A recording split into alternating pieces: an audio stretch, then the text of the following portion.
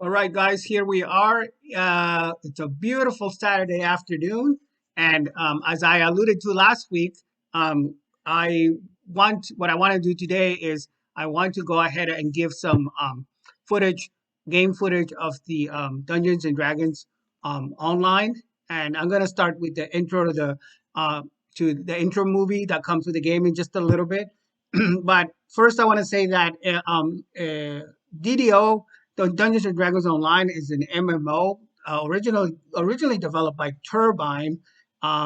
It was um, a premium and now a free and now it's a free to play uh, MMO, and it's by the same company that made Lotro or Lord of the Rings Online MMO, which is based on, of course, on the famous Tolkien IP novels.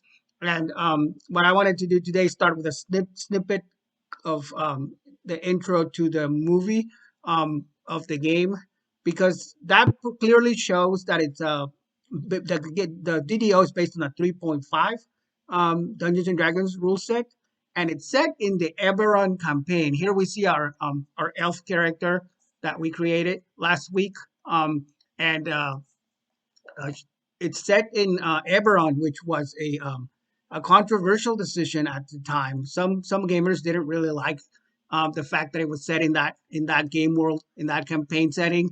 You know, with so many other Dungeons and Dragons campaign settings that are more famous, like the Forgotten Realms and the Ravenloft, just to name a few. People thought that it was a weird choice to have the DDO game set in Eberron, but I kind of like it because this has a good combination of fantasy and wizardry, fantasy, and kind of a steampunk type aesthetic to it. So let's just get into the movie, and then we'll take a look at some of the basic gameplay. I served in the last war. I dealt in death, it was all I knew. But with the war now ended and my home destroyed, I cast my eyes to the horizon and the city of Stormreach. So, if you recall, we made our elf character last week, and it was a Corvarian elf or an elf from Corvair. And I thought I'd explain before anything else that the content of Corvair is detailed in my fourth edition Dungeons and Dragons Eberron Player's Guide. Um, uh, I don't know if it's changed much since the start of fifth edition, but here is a map of what the continent looks like. There's the continent Corvair at the top, and then there's the Thunder Sea in between, and then you go down and to the south of the map you see the Kendricks. I think I'm pronouncing that right, which is Kendricks, and so it's a pretty neat pictorial. Again, I don't know if they changed it much, the locations for fifth edition, but as of fourth edition, this is what it looks like. And the cool thing about the Dungeons and Dragons Online DDO, which is actually set in third edition, but I don't have a third edition player's guide. But I don't think it's changed too much. But the cool thing about DDO is that they do set it in the Eberron campaign, and they follow pretty much this terrains and this world um, demographics, if you will. And so that's why our elf is up from Corvair, and there are other character classes from other parts of the continent. And I thought I'd show you exactly where she's from, according to the game lore. Um, the pretty detailed game lore for uh, for the Eberron's campaign, because it's been around a long time, since 3.5. Um, and another thing that I wanted to point out about this specific campaign setting is that what's cool about Dungeons and Dragons Online also is they have all the servers named after the different areas. So there's a Kendrick server, there's I'm pretty sure there's a Corvair server, there's an Arenal, and that was a good nifty way for the developers to have some fun and introduce some of the locations to the players, and also to have unique server names. All right, guys, here we are in Dungeons and Dragons Online. As you can see, I have my elf character ready to go. Um, and I got there's a tutorial that comes with it. And you, if you have a character already on the server, then you can go ahead and skip it. I do have two characters, this elf character that we created last week, and also a fourth level barbarian. So I didn't really I was allowed to skip the tutorial. I didn't really feel like going through the tutorial one more time because it's kind of repetitive. I've done it hundreds of times, but um, I went straight into the Cortos village, which is kind of the low level zone where you start off in doing your quests in Dungeons and Dragons. And this is like I said before, this is a an old game, so you can see that the graphics are not great. The graphics don't have the cutscenes that and the new shiny graphics that you find in other games, but that's okay. This is kind of a throwback to a different era, and I like it. It kind of reminds me of some of the old RPGs and some of the old um games that we used to play back in the day when Windows was new and shiny. So here we go. Our first visit is to the we already got a quest from one of the NPCs to help out Teja with her troubles, and she told us, or we were told to go also to west, the west. What's this called? The west. I forgot the name of this thing. It's basically the inn.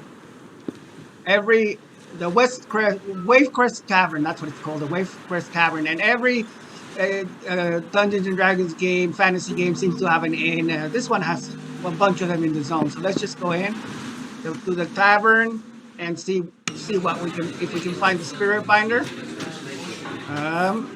Here's our bartender and Sigmund Barson, and here's Brother Baden, the spirit binder. You click on him, and he tells you, "May the flame light your path." And earlier I guess I had bind. I went in here earlier to do the bind, which that means that if I fall in battle, I get killed, then I'm just gonna come back and respawn in this zone, in this part of this tavern rather. So we did that. I wanted to show and highlight some of these menus right here on the left side. So you get your character sheet, your inventory. So these are the quest journal. So this is pretty standard MMO stuff, but you got shortcuts to it. The daily dice is a cool one. So basically you get one free silver roll every day, and you use it to gain stuff. You basically get some bonuses. So do that, and you can go ahead and roll. Oh, well, don't have enough shards to do that. I'm on the gold. I have to be on the silver. See? Oh, what happened was I rolled it earlier. Duh. Yeah, I rolled it earlier and I got some experience out of it. But that's basically what that looks like. Let's see.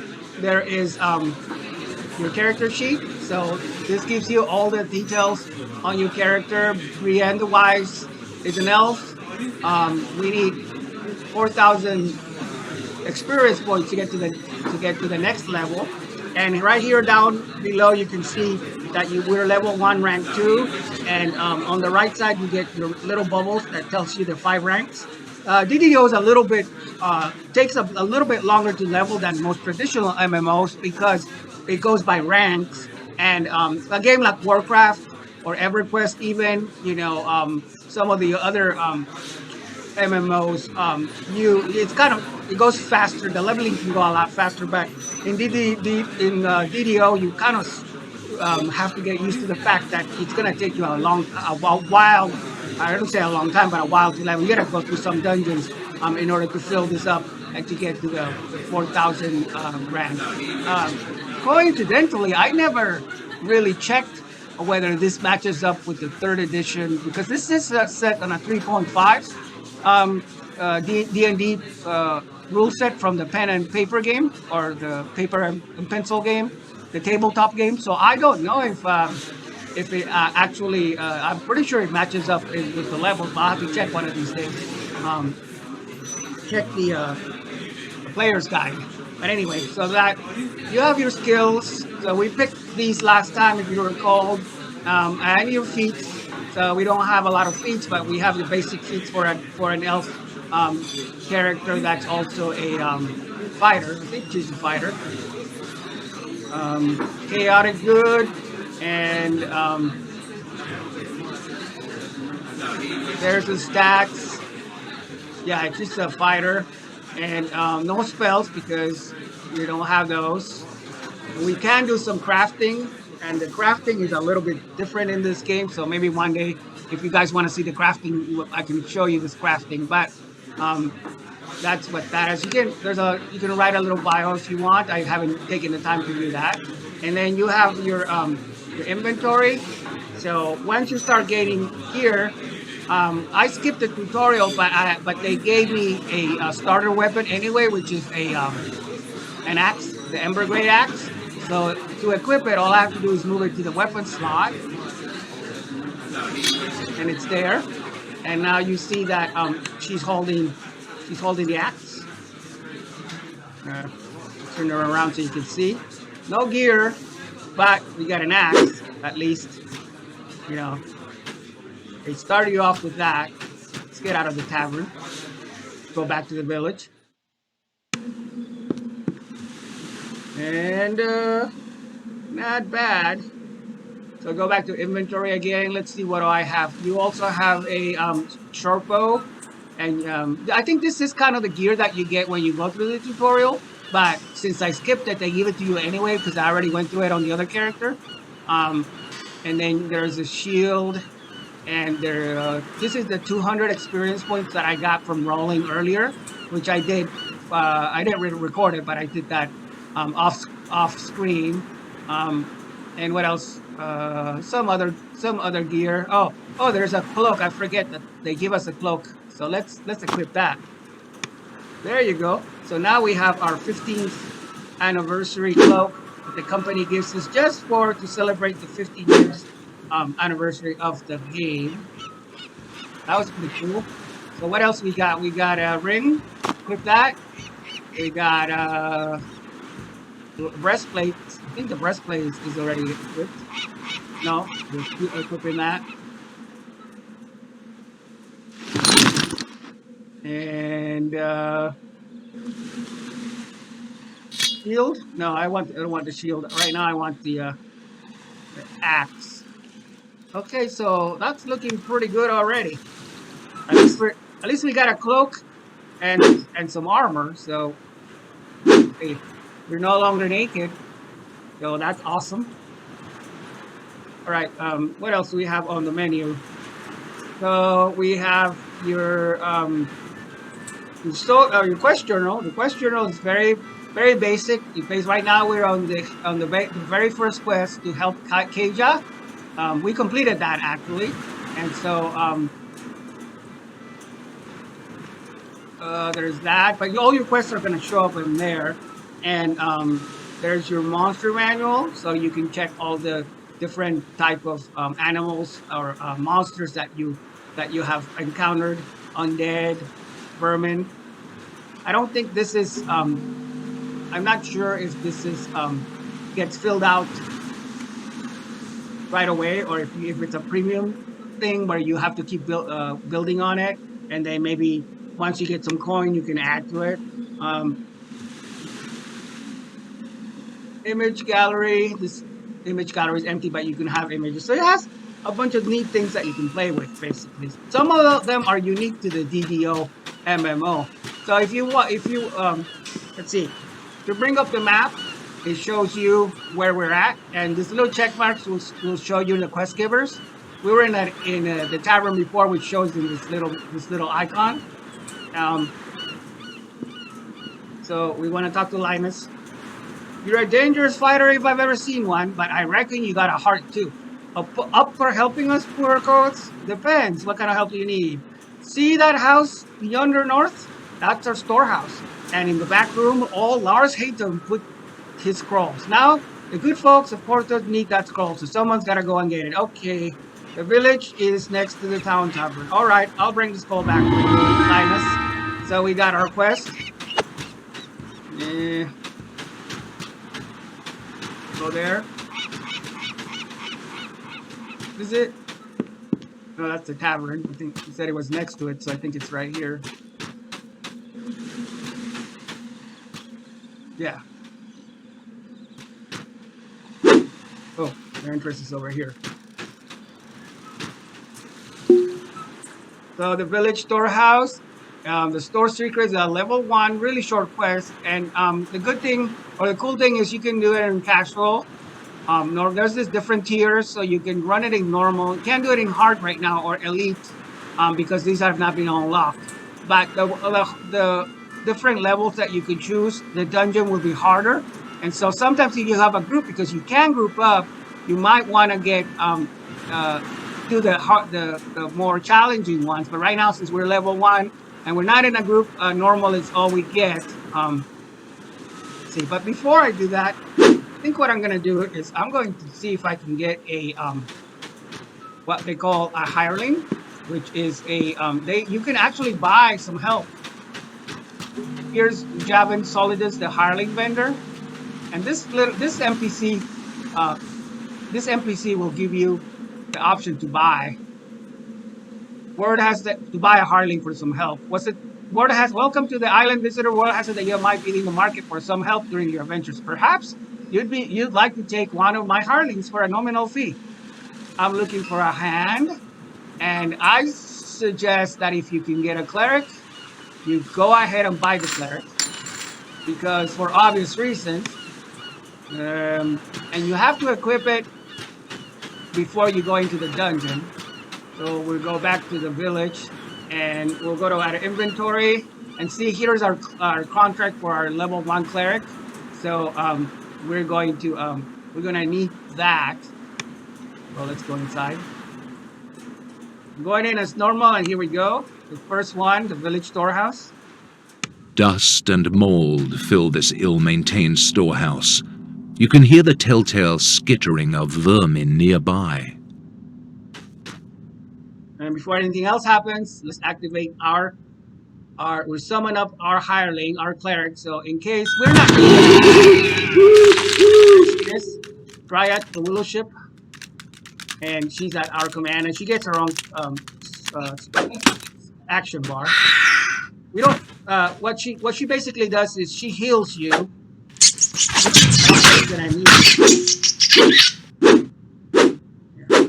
Got attacked by some rats.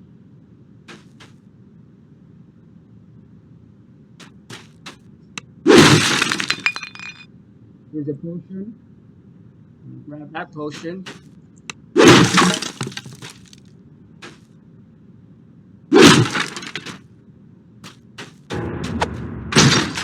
Okay, we have to find a spread in the hidden scroll. That's what our objective is.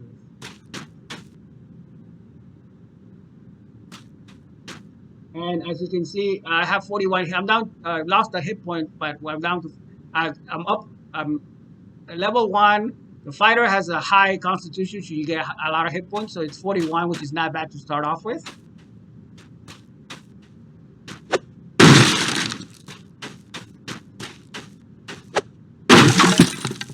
Copper pieces.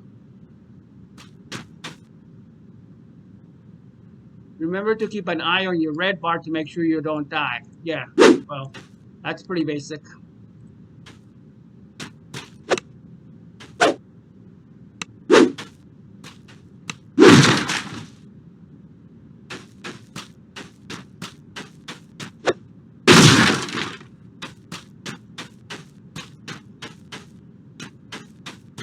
Fun smashing.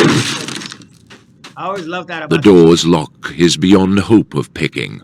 Hopefully the key is still somewhere in the storehouse. Hopefully, but I haven't found it yet.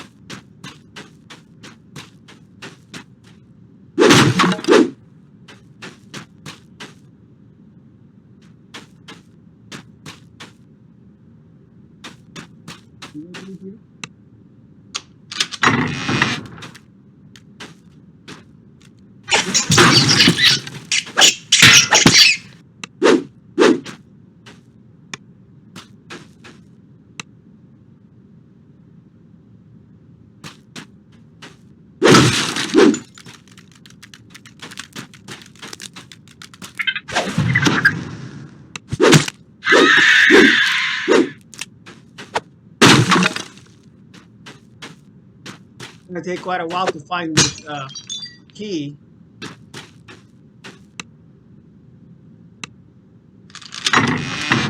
This appears to be the main storeroom. It seems the villagers have been preparing for a protracted siege.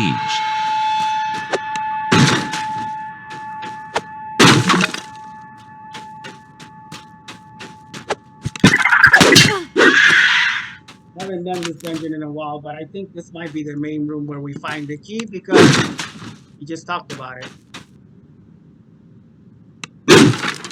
Dungeon Master just said something about it being placed.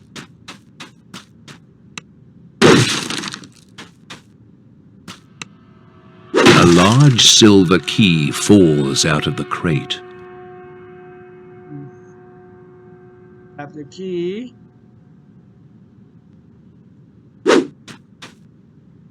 A Sahagin emerges from a hidden passage demanding the key. You mustn't let the scrolls fall into devourer hands. No, never.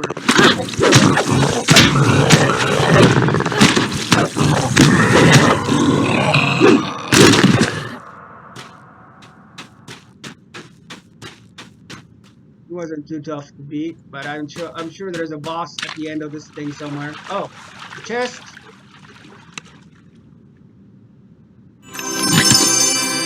Loot the whole chest.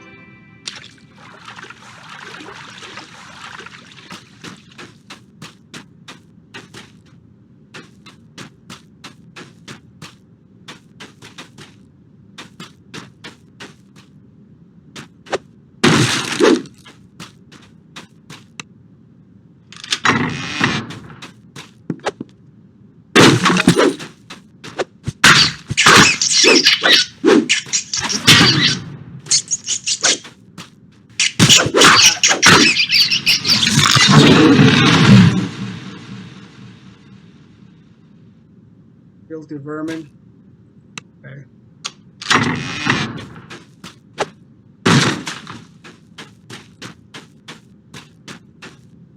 That's the end of that. We went back to the village, which we don't want to do. The entrance to the village, which we didn't want to do.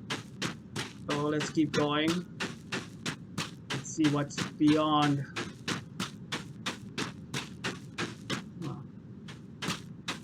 This is where we found the treasure. You can bring up your map too if you are having trouble seeing it there on the corner.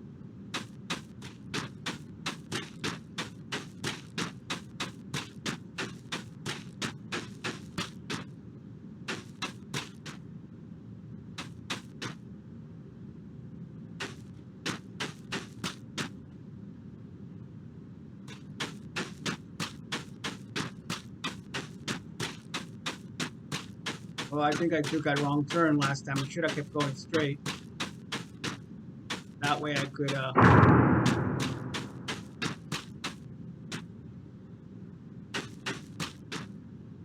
here. The door swings open. It appears that the floor in this room can be moved and rotated. I hate the puzzles. They take me a long time to do. So I think I'm gonna pause here, guys, and then try to get this puzzle done. Well, but basically you just move the tiles around. Not my favorite part of the game, I'll be honest.